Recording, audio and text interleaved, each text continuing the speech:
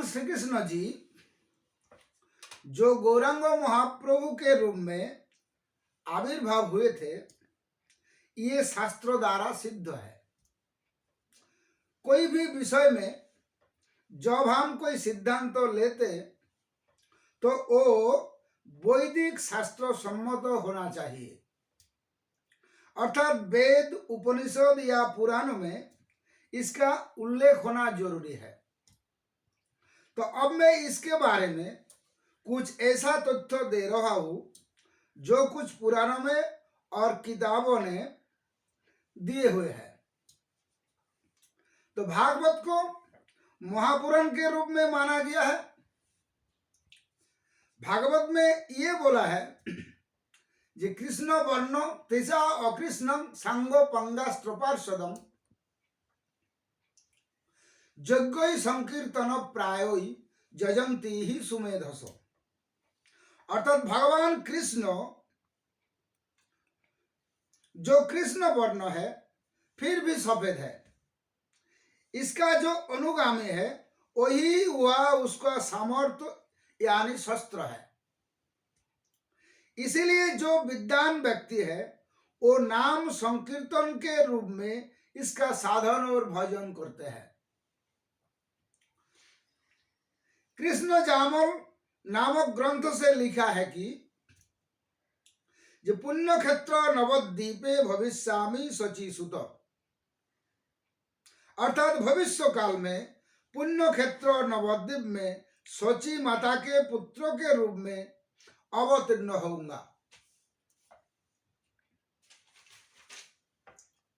वायु पुराण में बोला गया है कि कलो संकीर्तनारंभे भविष्यामि शचीसुत, अर्थात कली काल में जब संकीर्तन आंदोलन का शुरुआत होगा तब शची माता के पुत्र के रूप में मैं अवतीर्ण होऊंगा।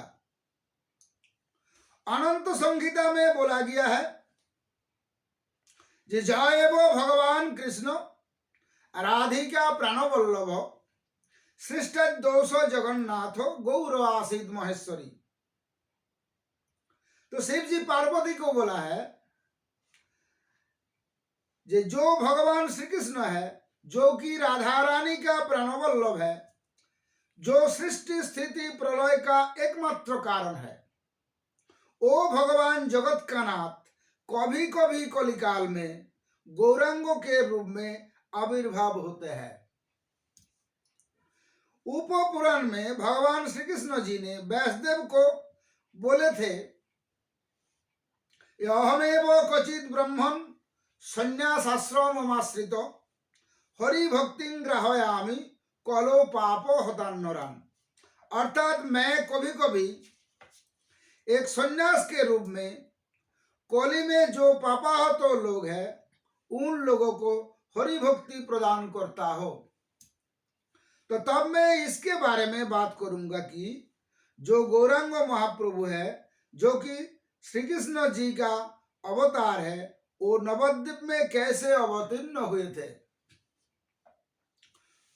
तो उन्होंने 5 तत्व के रूप में अवतीर्ण हुए थे। भक्त रूप, भक्त स्वरूप, भक्त अवतार, भक्त भक्त शक्ति। पहला वो भक्त रूप, ये भगवान श्री कृष्ण चैतन्य महाप्रभु स्वयं राधा और कृष्ण का सम्मिलित रूप है।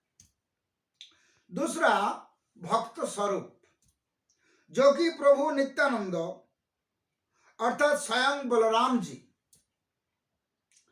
तीसरा भक्त अवतार श्री अद्वैत आचार्य जी जो स्वयं महाविष्णु का अवतार है। चौथा भक्त अर्थात जो भगवान के आराधना करते हैं, ऐसे बहुत लोग हैं, इसका प्रधान श्रीवास जी है। अब पांचवा भक्त शक्ति, भगवान का अंतरंग भक्त जो है, जैसे गदाधर पंडित, रामानंद राय, स्वरूप दामोदर गोस्वामी इत्यादि। तो ये जो 5 तत्व के रूप में भगवान नवद्वीप में अवतीर्ण हुए थे, इन 5 ने मिल के एक साथ कोई भी कृष्ण प्रेम को बांटा है। कौन सा स्थान है, कौन सा लोग है, ये नहीं देखा। सबके लिए एक कृष्ण प्रेम उन्होंने बांटते रहे हैं। तो एक गौरांग महाप्रभु आगे चल के श्री कृष्ण चैतन्य के नाम पे जाना गया था। श्री कृष्ण चैतन्य महाप्रभु जी का 6 उच्च स्तरीय भक्त रहे हैं, जैसे श्री रूप गोस्वामी जी, श्री सनातन गोस्वामी जी, श्री रघुनाथ दास गोस्वामी जी, श्री रघुनाथ भट्ट गोस्वामी जी, श्री गोपाल भट्ट गोस्वामी जी, श्रीजीव गोस्वामी जी। तो इन 6 मुख्य भक्त अर्थात 6 गोस्वामी को महाप्रभु जी ने लुप्त वृंदावन की समस्त तीर्थ क्षेत्र को प्रकाश करने के लिए अर्थात सामने लाने के लिए आदेश दिए थे और शक्ति भी दिए थे। तो इन 6 गोस्वामी ने महाप्रभु जी के निर्देश में लुप्त वृंदावन का पुनरुद्धार किए थे।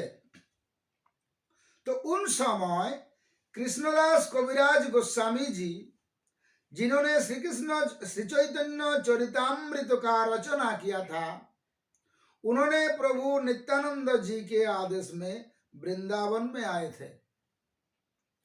तो वृंदावन में वैष्णव लोगों ने महाप्रभु जी का लीला रचना करने के लिए कृष्णदास कविराज जी को अनुरोध किए थे।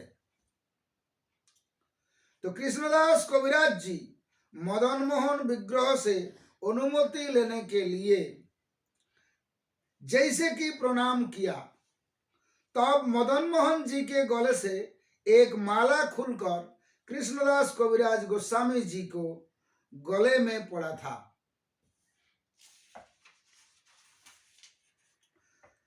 तो मदन मोहन जी से प्राप्त इन शक्तियों की द्वारा कृष्णदास कविराज जी ने श्री चैतन्य चरितामृत की रचना किया था, जब उनकी उम्र 80 साल था। आगे चल के हम भगवान श्री कृष्ण चैतन्य का जन्म रहस्य पर बात करेंगे।